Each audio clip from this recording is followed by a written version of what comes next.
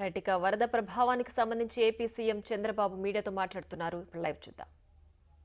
National highways Vijayawada Guntur పోయే national highway కాజా దగ్గర, అదే మరి విజయవాడ టు హైదరాబాద్ పోయే నేషనల్ హైవే జగ్గయ్యపేట ఈ ఏరియాలో కూడా మొత్తం మెరుగునయ్యే పరిస్థితి వచ్చింది, సబ్మెర్జెన్స్ వచ్చే పరిస్థితి వచ్చింది. ఇది ఒక్కొక్కసారి బాధాకరమైన విషయం. కానీ ఏదైతే మేము మొదటి నుంచి కూడా ఇప్పటికీ 5వ సారి 4 సార్లు టెలికాన్ఫరెన్స్ తీసుకున్నాను. నిన్న మార్నింగ్ నుంచి తీసుకొని ఎప్పటికప్పుడు డైరెక్షన్స్ ఇచ్చాం. చీఫ్ సెక్రటరీ, అదే మరి రెవెన్యూ సెక్రటరీ, అదే మరి కమిషనర్, రిలీఫ్ మినిస్టర్, మన యొక్క డిజాస్టర్ మేనేజ్మెంట్ యొక్క మినిస్టర్ లలిత గారు, వీళ్ళందరూ కంట్రోల్ రూమ్లో ఉండి ఇక్కడి నుంచి మానిటర్ చేశారు. ఈ మానిటర్ చేసిన దానివల్ల చాలా వరకు డెత్లు కంట్రోల్ చేయగలిగాం. కానీ దురదృష్టం ఒకేది ఇక్కడ ల్యాండ్ స్లైడ్ జరిగి దగ్గర 5 మంది చనిపోవడం, ఒక దగ్గర 3, ఒక స్కూటరు, ఒక టీచరు, 2 పిల్లలు దాంట్లో కొట్టుకొని వాగులో కొట్టుకొని పోవడం, ఇంకో దగ్గర మంగళగిరిలో 80 years ఉమెన్ ఇదే మరి ల్యాండ్ స్లైడ్ ఆ బోల్డర్స్ పడి ఆవిడ చనిపోవడం, ఈ 3 జరిగాయి. మొత్తం కలిసి 9 మంది. ఒక మిస్సింగ్ కేసు కూడా ఉంది, ఇంకా ట్రేస్ కాలేదు. ఇవి ప్రాణ నష్టాన్ని కొంతవరకు తగ్గించాం. ఈ 9 మంది కూడా చనిపోకుండా ఉంటే ఇంకా చాలా బాగుండేది. దురదృష్టం ఇది జరిగింది. అయితే ఈరోజు రిజర్వాయర్స్ అన్నీ ఫుల్ అయినాయి. అన్ని రిజర్వాయర్స్ ఫుల్ అయినప్పుడు వచ్చే వాటర్ వచ్చినట్టే ఎవాక్యువేషన్ చేయాల్సిన అవసరం ఉంది. ఆ ఎవాక్యువేషన్ చేయడంలో ఇప్పుడు ఉదాహరణకు శ్రీశైలం నుంచి ఫుల్గా వాటర్ వస్తూ ఉంది. అక్కడి నుంచి నాగార్ సాగర్ ఫుల్ అయింది, పులిచెంతల ఫుల్ అయింది. ఇన్ బిట్వీన్ కొంత వాటరు బుడమేరు, లేకపోతే ఖమ్మం కింద నాగార్, నల్గొండ ఇక్కడ పడిన రెయిన్స్ అన్నీ వాటర్ ఇక్కడికి వచ్చే పరిస్థితి వస్తూ ఉంది. మధ్యలో వచ్చే వాగులన్నీ కూడా పెద్ద ఎత్తున వస్తున్నాయి. ఇది కూడా 1 లక్ష నుంచి 2 లక్షల క్యూసెక్స్ ఆఫ్ వాటర్ యాడ్ అయ్యే పరిస్థితి వస్తూ ఉంది. ఇంకా 2 లక్షలు వస్తుందా, 3 లక్షలు వస్తుందా, ఇంకా ఎస్టిమేట్ చేయలేకపోతున్నాం. దీనివల్ల ఇప్పటికే మీరు చూస్తే ఇక్కడికి వచ్చే కొందికి 8,90,000 దగ్గర నీళ్లు వచ్చే పరిస్థితి వచ్చింది ప్రకాశం బ్యారేజ్కి. 8,80,000 cusecs or 8,90,000 cusecs as on now 3 గంటలకు. దీనివల్ల కూడా ఇంకా రేపటికి 10 లక్షలు కానీ 10.5 కానీ వచ్చే అవకాశం ఉంది. కొన్ని దిక్కల వీక్ బండ్స్ ఉన్నాయి, కొన్ని చిన్న సమస్యలు ఉన్నాయి. అదే మరి బుడమేరు దగ్గర ఏదైతే వీటీపీఎస్ ఉందో అక్కడ కూడా నీళ్ళన్నీ వచ్చి వీటీపీఎస్ వర్క్ కూడా ఆగిపోయి, జనరేషన్ ఆఫ్ పవర్ ఆగిపోయింది. అక్కడి నుంచి డైవర్షన్ తీసుకునే వాటరు నేరుగా కొల్లేరు సదస్సు పోవాల్సిన వాటర్ కూడా పోకుండా విజయవాడ పైన పడే పరిస్థితి వచ్చింది. ఇప్పటికే సబ్మెర్జెన్స్లో ఉంది. బుడమేరు యొక్క బ్రీచ్ వల్ల కూడా మళ్ళీ నీళ్లు వస్తున్నాయి. ఇప్పుడు అక్కడికి పోవాలన్నా మాకు పాయింట్ కూడా లేదని చెప్పి ఇరిగేషన్ డిపార్ట్మెంటు గండి పూడ్చడానికి కూడా వీలు కాకుండా ఉంది. దానికి కూడా అన్ని ప్రయత్నాలు చేస్తున్నాం. అదే మరి ప్రకాశం బ్యారేజ్ కిందన ఏదైతే 10 లక్షలు 10.5 లక్షలు క్యూసెక్స్ ఆఫ్ వాటర్ వచ్చినప్పుడు వీక్ బండ్స్ ఉన్నాయి.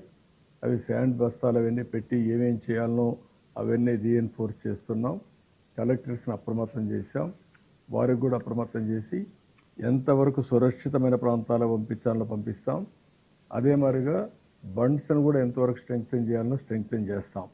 ప్రజలకు కూడా ఒకటే అప్పీల్ చేస్తున్నా, మీరు కూడా భాగస్వాములు కండి. ఇది మీ ప్రభుత్వం. అన్ని విషయాల్లో కూడా శ్రద్ధ తీసుకున్నాం. మేము మనుషుల్ని చనిపోనీయకుండా వీలైనంత ప్రాణ నష్టాన్ని కాపాడాం, పశువుల నష్టాన్ని కాపాడాం. అదే మరిగా ఇప్పుడు లేటెస్ట్ మనం చూస్తే ఆస్తులు కూడా బాగా, పంటలు కూడా డ్యామేజ్ అయ్యే పరిస్థితికి వచ్చాయి. అవి కూడా చూసినప్పుడు మనకు దగ్గర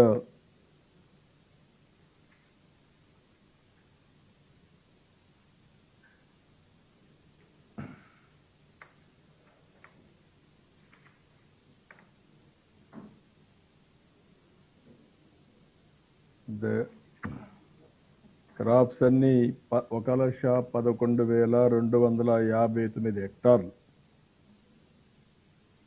అగ్రికల్చర్ పంటలు దెబ్బతిన్నాయి.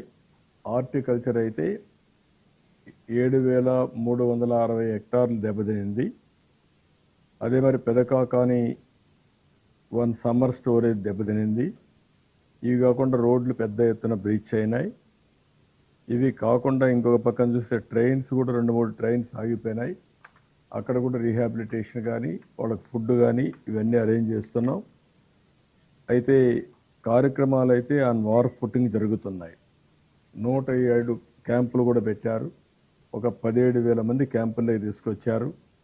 కొంతమంది రామన్నా ఇష్టం లేకపోయినా వాళ్ళందరినీ తీసుకొచ్చి, ఎందుకంటే ఎక్కడ కూడా క్యాజువాలిటీస్ జరగకూడదనే ఉద్దేశంతో ఇది కూడా చేయడం జరిగింది. అన్ని ప్రికాషన్స్ తీసుకున్నాం.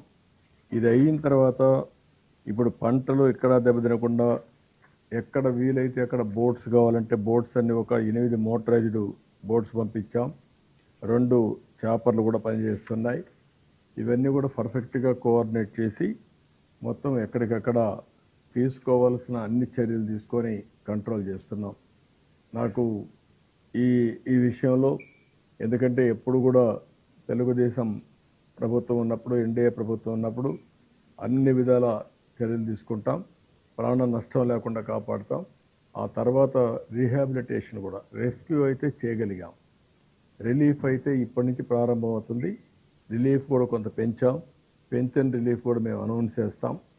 25 కేజీలు యూనిఫామ్గా అందరికి ఇవ్వడానికి, 1 KG dal, 1 KG sugar, 1 KG ఉల్లిపాయలు, అదే మరి 1 కేజీ పొటాటో, ఆయిల్ 1 కేజీ, ఈ 5 కమాడిటీస్ 5 కేజీలు, 25 కేజీలు షుగర్ కూడా ఇస్తామని చెప్పాం. అది కూడా చెప్పాను నేను. ఇది ఇచ్చిన తర్వాత ఎవరైతే వీవర్స్ ఉంటారో వాళ్ళకి పనులు చాలా రోజులు, 1 నెల 2 నెలలు ఉండవు కాబట్టి వాళ్ళకి ఎక్స్ట్రాగా 25 కేజీలు 50 కేజీలుగా ఇస్తున్నాం. ఫిషర్మెన్ వేటకు పోలేరు కాబట్టి వాళ్ళకు కూడా ఒక 50 కేజీలు బియ్యం అదనంగా ఇస్తాం. అంత మునుపు ఉండే డబ్బుల కంటే 5 లక్షల రూపాయల ఎక్స్గ్రేషియా కూడా అనౌన్స్ చేశాం. కడవన్నీ నామ్స్ అన్నీ కూడా యాజ్ ఇట్ ఈస్ వీలైనంత తొందరలో ఇవ్వడానికి ఒక చర్యలు తీసుకొని అవి కూడా కంప్లీట్ చేస్తాం. సో ఇవన్నీ కూడా ఏంటంటే ఎక్కడ ఎవ్వరికి ఇబ్బంది లేకుండా చేయడం కోసం అన్ని విధాల ప్రయత్నం చేస్తున్నాం. మనకు ఒకసారి ఏ విధంగా ఉంటుందంటే, కళింగపట్నం దగ్గర క్రాస్ అయింది. వర్షాలు మన గుంటూరు కృష్ణాలో పడ్డాయి. క్రాస్ అయిన తర్వాత వర్షాలు నల్గొండ ఖమ్మంలో పడుతున్నాయి. అక్కడ ఎక్కడైతే క్రాస్ అయిందో అక్కడ ఇంత వర్షపాతం లేదు. అక్కడ పెద్ద గాలి కూడా లేదు. ఓసారి ఆ విండ్స్ తర్వాత క్లౌడ్స్ ఎట్లా మూవ్ అవుతాయనే దాన్ని బట్టి ఇవన్నీ డిసైడ్ అవుతాయి. ఏది ఏమైనా ఈ సంవత్సరం హెవీ రెయిన్స్ పడ్డాయి. ఇప్పటికే మామూలు కంటే ఈ నెలలో మీరు ఒకసారి చూస్తే 5 మిల్లీమీటర్ల వర్షపాతం ఇప్పటి వరకు పడాలి. అలాంటిది 43.2 మిల్లీమీటర్స్ వర్షపాతం ఇప్పటి వరకు పడింది. రాష్ట్రం మొత్తం చూస్తే 28.9% ఎక్సెస్ రెయిన్ఫాల్ పడింది. కొన్ని దగ్గర 60% పడింది. ఆ విధంగా మనం చూసినప్పుడు 3 జిల్లాలు అయితే 60% అంటే ఎక్కువ పడ్డాయి. 19 జిల్లాలు 20 నుంచి 59% ఎక్కువ పడ్డాయి. నార్మల్గా పడింది 4 జిల్లాల్లో పడ్డాయి. దానికంటే కిందన డెఫిసిట్ ఎక్కడా లేదు. అన్ని దిక్కల అబవ్ నార్మలే రెయిన్ఫాల్ పడే పరిస్థితి వచ్చింది. రిజర్వాయర్స్ కూడా ఆల్మోస్ట్ ఆల్ ఫుల్ అవుతున్నాయి. నేను చాలాసార్లు చెప్పాను, ఎట్టి పరిస్థితుల్లో భవిష్యత్తులో ఆంధ్రప్రదేశ్ రాష్ట్రాన్ని డ్రౌట్ ప్రూఫ్ రాష్ట్రంగా